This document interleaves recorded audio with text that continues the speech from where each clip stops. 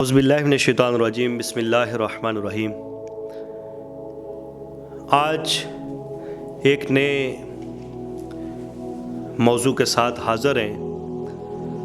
دعائے کہ مالک حق اور سچ بیان کرنے کی، عمل کرنے کی، آگے لوگوں تک پہنچانے کی توفیق ہم سب کو عطا فرمائے۔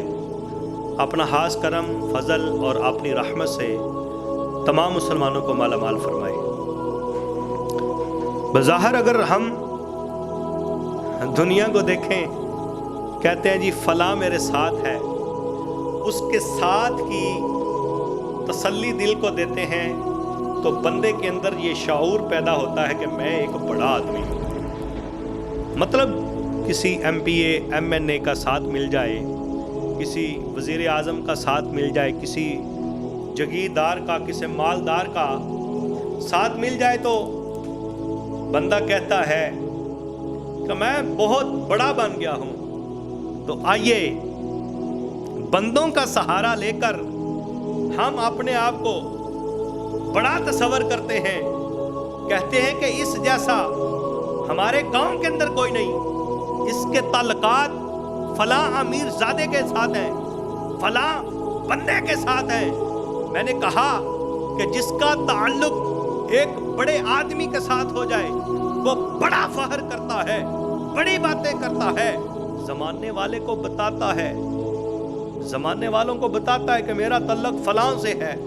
میں نے کہا ایک عام انسان سے کہ روح نکل جائے، محبت کرنے والے ہی بولیں گے جلدی جلدی اٹھاؤ اس کو، قبرستان لے جاؤ، جلدی جلدی قبر کے اندر رکھو اس کو۔ میں نے کہا جس کے ساتھ عام آدمی ہو اس کے یہ حالات ہیں، تو جس کے ساتھ میرا اللہ ہو اس کا مقام کیا ہوگا؟ اور میرا اللہ وحدہ لا شریک، وہ کس کے ساتھ ہے؟ آئیے قرآن کھولتے ہیں۔ اللہ فرماتا ہے ان اللہ مع الصابرین، بے شک اللہ صبر کرنے والوں کے ساتھ ہے۔ تو آج کا درس اور پیغام صبر کے لیے ہے۔ اگر ہم صبر کرتے ہیں تو اللہ ہمارے ساتھ ہے، بے شک اللہ صبر کرنے والوں کے ساتھ ہے۔ کوئی آزمائش آ جائے ہمیں صبر کرنا چاہیے۔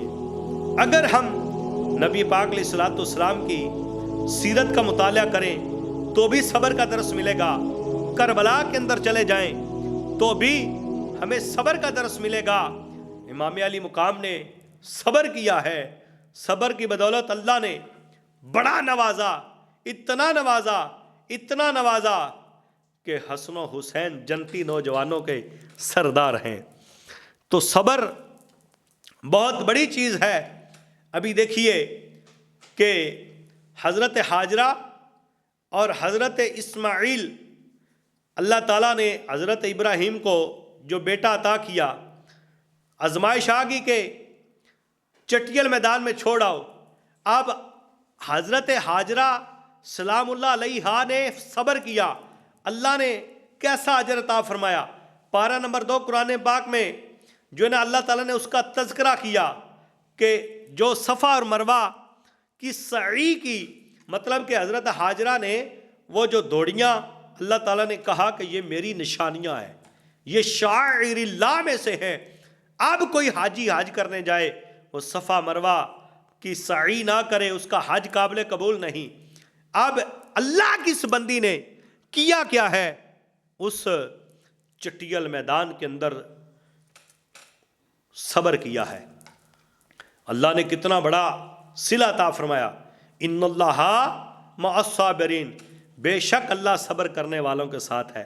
تو جو یہ چاہتا ہے کائنات کا رب ہمارے ساتھ ہو جائے تو ان کو چاہیے کہ وہ صبر کریں۔ دعا ہے کہ مالک ہمیں صبر کرنے کی توفیق عطا فرمائے۔ آمین بجاہ نبی الامین صلی اللہ تعالی علیہ وسلم۔